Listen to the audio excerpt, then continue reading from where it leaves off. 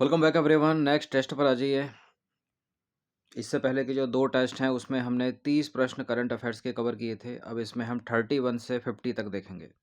ठीक है, यानी 20 प्रश्न। इस टेस्ट सीरीज की प्लेलिस्ट बना रखी है, डिस्क्रिप्शन बॉक्स में लिंक है उसका।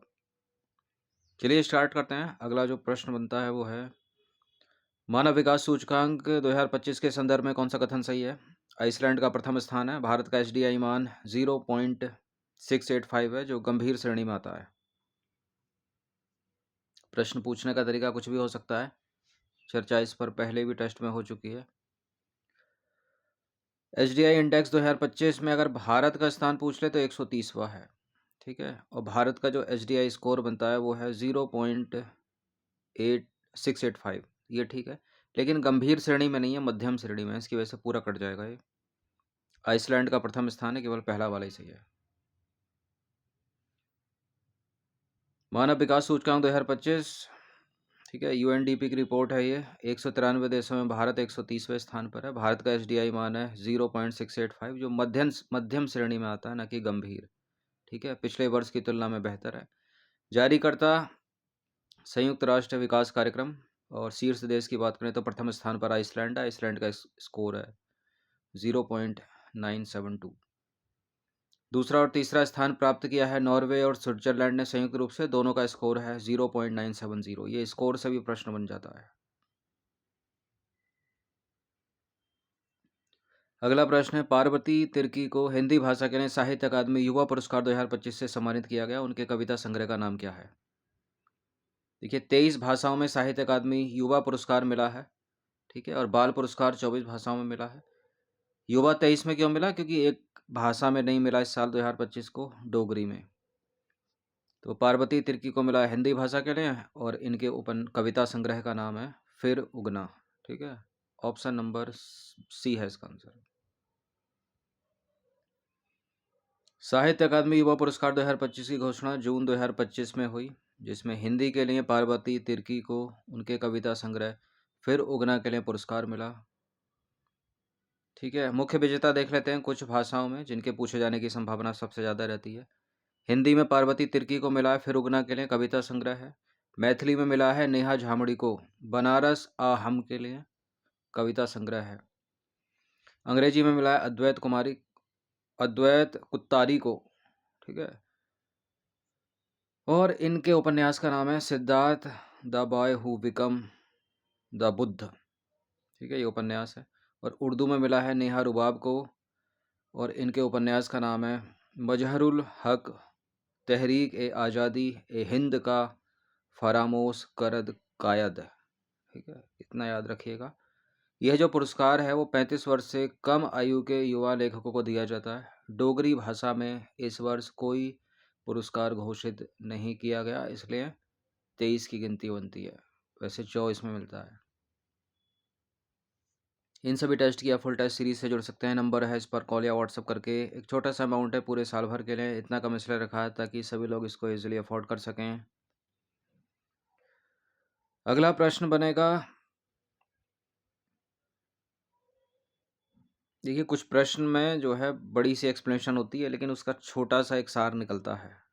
ठीक है, सितंबर 2025 में नई दिल्ली में आयोजित 71वें राष्ट्रीय फिल्म पुरस्कार समारोह में भारतीय सिनेमा का सर्वोच्च सम्मान वर्ष 2023 का दादा साहब फाल्के पुरस्कार एक महान मलयालम अभिनेता को प्रदान किया गया, जो दशकों तक चले अपने करियर और सिनेमा के अलावा भारतीय प्रादेशिक सेना में सेवा सहित अन्य योगदानों के लिए जाने जाते हैं। 65 वर्ष की आयु में 55वें प्राप्तकर्ता और सबसे कम उम्र के पुरस्कार विजेता कौन बने जिन्हें यह सम्मान मिला? 65 वर्ष की आयु वर्तमान में इनकी लगती नहीं है 65 वर्ष। इनका नाम है मोहनलाल विश्वनाथ नायर। डी है इसका आंसर। भारतीय सिनेमा के सबसे प्रसिद्ध अभिनेताओं में से एक मोहनलाल को 71वें राष्ट्रीय फिल्म पुरस्कार समारोह में दादा साहब फाल्के पुरस्कार 2023 वाला है जो 25 में मिला है, उससे सम्मानित किया गया। 65 वर्ष की आयु में वह यह पुरस्कार प्राप्त करने वाले सबसे कम उम्र के व्यक्ति बन गए हैं। आ जाइए, बुकर पुरस्कार 2025 किसे मिला है? एक है बुकर प्राइज और एक है इंटरनेशनल बुकर प्राइज, दोनों अलग अलग हैं। पिछली बार 24 में तो सामंथा हार्वे को मिला था। ये 25 पूछ रहा है, तो 25 मिला है डेविड स्जले को। ए है इसका आंसर। ठीक है। डेविड इज़्जले एक हंगेरियन ब्रिटिश लेखक हैं जो अपनी छठी उपन्यास फ्लैश के लिए 2025 का प्रतिष्ठित बुकर पुरस्कार जीते हैं। फ्लैश के लिए जीते हैं। इनके उपन्यास का नाम क्या है? फ्लैश। उनका उपन्यास फ्लैश एक व्यक्ति की कहानी बताता है जो हंगरी में गरीबी से लंदन में धन की ओर बढ़ता है, और इसमें भाग्य और महत्वाकांक्षा की पड़ताल की गई है। अगला प्रश्न भी बुकर पुरस्कार के संदर्भ में ही है। बुकर पुरस्कार के बारे में कौन सा कथन सही है? यह पुरस्कार केवल आयरलैंड के लेखकों को दिया जाता है। यह पुरस्कार 1969 में पहली बार दिया गया था। इसे बुकर पुरस्कार इंटरनेशनल फाउंडेशन द्वारा प्रदान करता है। इसे बुकर पुरस्कार फाउंडेशन प्रदान करता है। देखिए, पहले था कभी के राष्ट्रमंडल और आयरलैंड के लेखकों को ही दिया जाता था, लेकिन अब वर्तमान में ऐसा नहीं है, सभी के लिए खुला है। तो गलत है पहला वाला स्टेटमेंट। पहली बार बिल्कुल 1969 में दिया गया, और इसे बुकर पुरस्कार फाउंडेशन प्रदान करता है। तो दूसरा और तीसरा सही है। जहाँ जहाँ एक है वो नहीं होगा। बी है इसका आंसर। देखिए, जो बुकर पुरस्कार है विश्व का सर्वोत्तम साहित्यिक पुरस्कार है जो एकल कथाकृति के लिए दिया जाता है, और इसे बुकर पुरस्कार फाउंडेशन प्रदान करता है। 1969 में पहली बार दिया गया था, जिसका उद्देश्य है अध्ययन को बढ़ावा देना और साहित्यिक उत्कृष्टता को प्रोत्साहित करना। शुरुआत में यह जो पुरस्कार है वो कॉमनवेल्थ और आयरलैंड के लेखकों को ही दिया जाता था, लेकिन अब यह वैश्विक स्तर पर किसी भी देश के लेखकों के लिए खुला है। ये तो हो गया बुकर पुरस्कार। अब आ जाइए, अंतर्राष्ट्रीय बुकर पुरस्कार 2025 किस उपन्यास को मिला है? द ब्रूटलिस्ट और एनोरा, ये तो फिल्में हैं जो सम्मानित हुई, या इनसे जुड़ी चीज़ें सम्मानित हुई, जैसे कि सर्वश्रेष्ठ अभिनेता, अभिनेत्री, निर्देशक, पटकथा, 97 ऑस्कर पुरस्कारों में, तो इनको तो हटा दीजिए।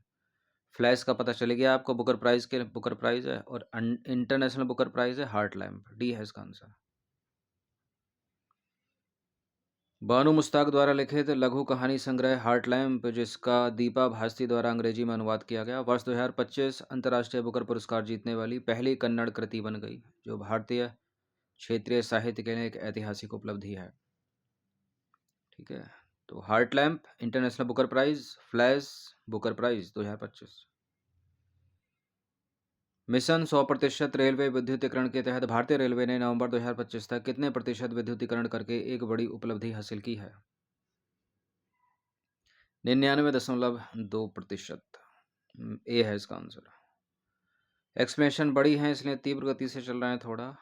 मिशन 100% रेलवे विद्युतीकरण के तहत भारतीय रेलवे ने अपने लगभग पूरे ब्रॉड गेज नेटवर्क का विद्युतीकरण करके एक बड़ी उपलब्धि हासिल की है, 99.2% नवंबर 2025 तक, जिससे यह दुनिया के सबसे व्यापक रूप से विद्युतीकृत रेल प्रणालियों में से एक बन गया है, भारतीय रेलवे। 38वां प्रश्न है, आईसीसी पुरुष T20 क्रिकेट विश्व कप 2026 की मेजबानी कौन सा देश करने वाला है, या कौन से देश करने वाले हैं? भारत और श्रीलंका करने वाले हैं। ये है इसका आंसर।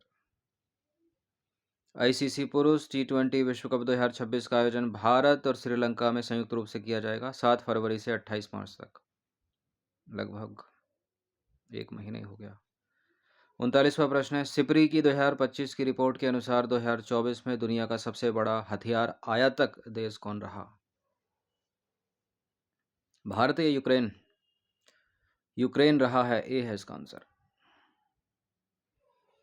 सिपरी की 2025 की रिपोर्ट जो है 2020 से 2024 के बीच की, उसके अनुसार यूक्रेन 2024 में दुनिया का सबसे बड़ा हथियार आयातक देश रहा, क्योंकि युद्ध के कारण उसने भारी मात्रा में हथियार आयात किए, जबकि भारत दूसरे स्थान पर रहा। और दिए किन देशों ने? निर्यातक कौन से देश रहे शीर्ष? सबसे पहले अमेरिका, दूसरा रहा फ्रांस, और तीसरा रहा रूस।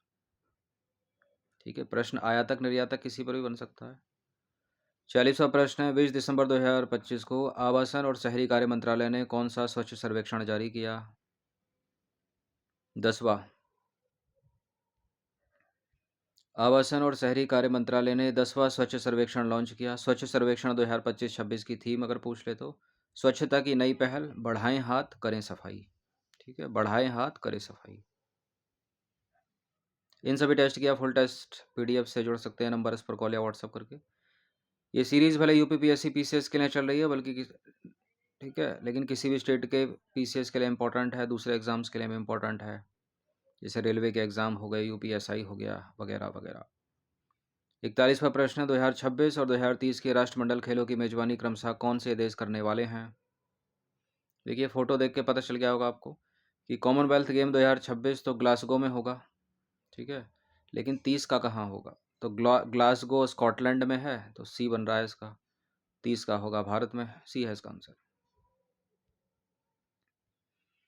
2026 के राष्ट्रमंडल खेलों यानी कॉमनवेल्थ गेम्स की मेजबानी स्कॉटलैंड के ग्लासगो में होनी है, जबकि राष्ट्रमंडल खेलों का आयोजन 2030 में भारत के अहमदाबाद शहर में होगा, जिसे हाल ही में आधिकारिक मेजबानी मिली है। और इससे पहले भारत यह 2010 में दिल्ली में हुआ था, ठीक है, इससे पहले कॉमनवेल्थ गेम दिल्ली में हुए थे 2010 में। और 2030 में दूसरी बार होगा जब भारत राष्ट्रमंडल खेलों की मेजबानी करेगा। वर्तमान में क्वाड में कितने सदस्य देश हैं? देखिए, वर्तमान में क्वाड में 4 ही सदस्य देश हैं, ठीक है। अमेरिका ने बाहर निकलने का बोला था, लेकिन 10 दिन में पलटी मार गया ट्रंप, ठीक है, तो 4 ही बने हुए हैं। वर्तमान में क्वाड में 4 सदस्य देश हैं, भारत, अमेरिका, जापान और ऑस्ट्रेलिया, जो मिलकर हिंद प्रशांत क्षेत्र में शांति, सुरक्षा और समृद्धि के लिए एक रणनीतिक साझेदारी का हिस्सा हैं, ठीक है। बेसिकली ये चीन के खिलाफ हैं, चीन के खिलाफ इन्होंने बनाया था संगठन, सबों ने मिलकर। 43वां प्रश्न है, जनवरी 2026 में डेल्सी रोड्रिगेज किस देश की कार्यवाहक राष्ट्रपति के रूप में पदभार ग्रहण किया है इन्होंने? अभी रिसेंटली हाल ही में अमेरिका के राष्ट्रपति ने वियतनाम के मोदुरो को उठा लिया था, तो उनकी जगह पर इन्होंने पदभार ग्रहण किया है। इनका नाम है डेल्सी रोड्रिगेज और ये हैं वेनेजुएला की, सॉरी वियतनाम नहीं, वेनेजुएला बोलना था, सी है इसका आंसर। देखिए, जनवरी 2026 में डेल्सी रोड्रिगेज वेनेजुएला की कार्यवाहक राष्ट्रपति के रूप में पदभार ग्रहण किया इन्होंने। वेनेजुएला के सर्वोच्च न्यायालय ने उन्हें यह पद संभालने का आदेश दिया। यह निर्णय निकोलस मादुरो की गिरफ्तारी के बाद लिया गया, जिन्हें हाल ही में अमेरिकी सेना ने हिरासत में लिया था। अमेरिका ने सैनिक कार्यवाही में वेनेजुएला के राष्ट्रपति निकोलस मादुरो और उनकी पत्नी सीलिया फ्लोरेस को पकड़ लिया और उन्हें अमेरिका ले गए थे, ठीक है, सीलिया फ्लोरेस और निकोलस मादुरो को। 44वां प्रश्न है, हर साल विश्व ब्रेल दिवस कब मनाया जाता है? हर साल विश्व ब्रेल दिवस मनाया जाता है 4 जनवरी को। देखिए, 4 जनवरी 2026 को विश्व ब्रेल दिवस मनाया गया। यह दिवस ब्रेल लिपि के आविष्कारक लुई ब्रेल के जन्म दिवस की स्मृति में मनाया जाता है। विश्व ब्रेल दिवस 2019 से प्रत्येक वर्ष 4 जनवरी को मनाया जाता है। अच्छा, ब्रेल लिपि है क्या, ये अगर पूछ ले तो कोई? यह एक कूट भाषा है जिसमें वर्णों और संपूर्ण अक्षरों की प्रस्तुति के लिए सतह पर उभारों और अभिज्ञानों का इस्तेमाल किया जाता है। इसका उपयोग अंधे और आंशिक रूप से दृष्टिहीन लोग उन्हीं पुस्तकों और पत्रिकाओं को पढ़ने के लिए करते हैं जो दृश्य फ़ॉन्ट में छपी होती हैं।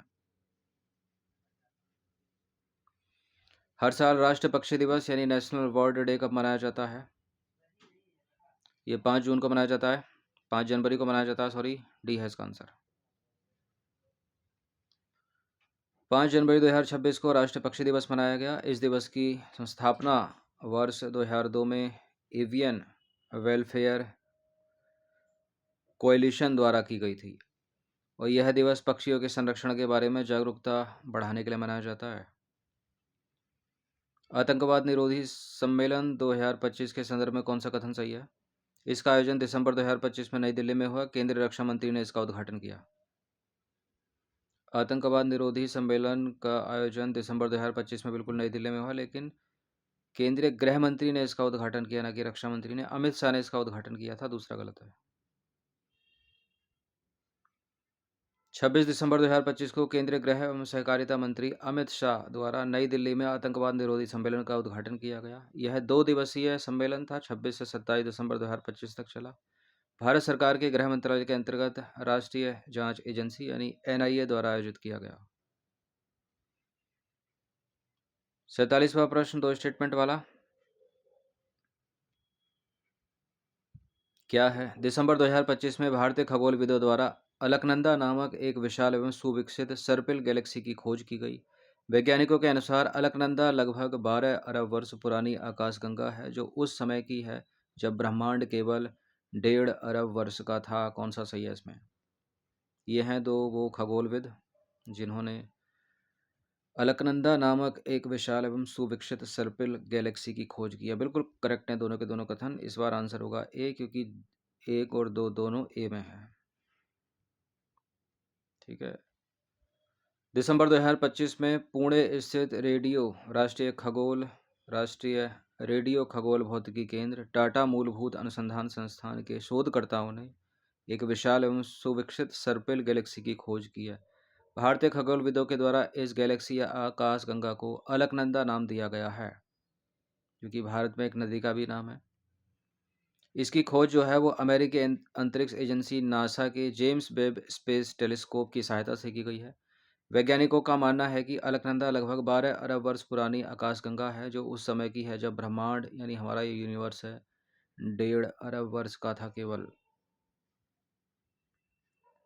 48वां प्रश्न है, नवंबर 2025 में भारत के सर्वोच्च न्यायालय यानी सुप्रीम कोर्ट ने अरावली पहाड़ियों की एक समान परिभाषा अपनाई, जिसके अनुसार स्थानीय भू स्तर से कितने मीटर या उससे अधिक ऊंचाई वाले क्षेत्रों को ही पहाड़ माना गया या माना जाएगा। बहुत विरोध हुआ उसका, अभी तक हो रहा है। सुप्रीम कोर्ट कहता है कि मिनिमम 100 मीटर की होनी चाहिए पहाड़ी, 100 मीटर या उससे अधिक वही पहाड़ है, वरना नहीं है, काट दो उसको, बिछा दो सबको। बी है इसका आंसर। ठीक है। देखिए, जो पेड़ होते हैं उनकी जो रूट्स होती है बहुत दूर तक फैली होती हैं। अगर 100 मीटर से नीचे पहाड़ काटे गए, समतल करे गए, तो पूरा जो वहाँ का एनवायरनमेंट है, जो पूरी अर्थव्यवस्था आर्द्र भूमि है, वो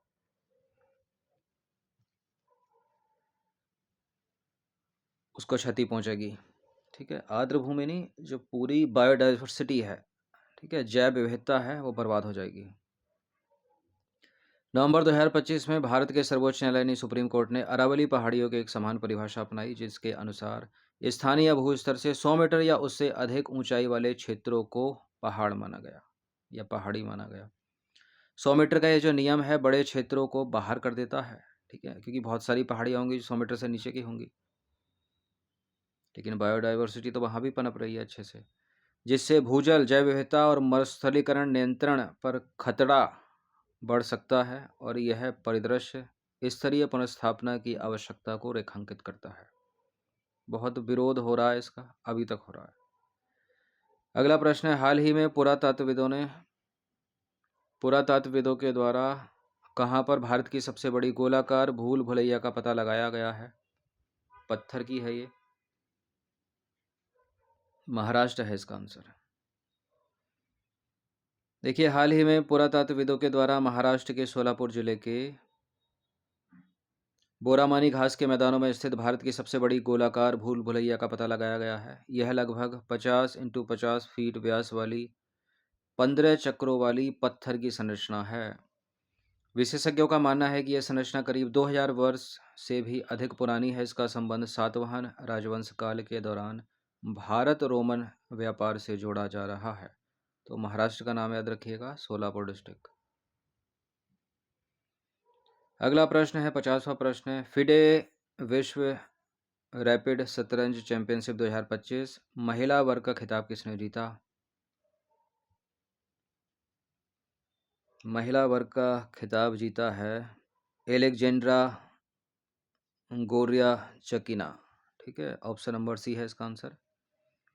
दूसरा स्थान झू जिनर का रहा, चीन की हैं ये, और कोनेरू हम्पी रही थर्ड पर, ये भारत की हैं। तो ये हैं झू जिनर और ये हैं 27 वर्षीय एलेक्जेंड्रा गोर्याचकिना। देखिए, महिला वर्ग में रूस की 27 वर्षीय ग्रैंड मास्टर एलेक्जेंड्रा गोर्याचकिना ने खिताब जीता। गोर्याचकिना ने पहला विश्व रैपिड खिताब जीता है ये। महिला वर्ग में चीनी शतरंज ग्रैंड मास्टर झू जिनर दूसरे स्थान पर रही और भारत की शतरंज ग्रैंड मास्टर कोनेरू हम्पी ने तीसरा स्थान हासिल किया। तो पिछले 2-3 टेस्ट वीडियोस में हमने कम से कम 50 प्रश्न कवर कर लिए हैं इंपॉर्टेंट के, मोस्ट इंपॉर्टेंट हैं ये। इनकी एक्सप्लेनेशन भी उतनी इंपॉर्टेंट है, प्रैक्टिस कर लीजिएगा। फुल टेस्ट सीरीज से आप जुड़ सकते हो, पीडीएफ सीरीज मिलेगी। एक टेस्ट में 100 प्रश्न या 150 प्रश्न प्रोवाइड किए जाते हैं पीडीएफ फॉर्मेट में, और इस तरह के टेस्ट जो है एग्ज़ाम्स तक मिलते रहेंगे। ठीक है, बाकी वीडियोस को एक बार ज़रूर देखा कीजिए क्योंकि बोल सुनकर लंबे समय तक याद रहता है। धन्यवाद।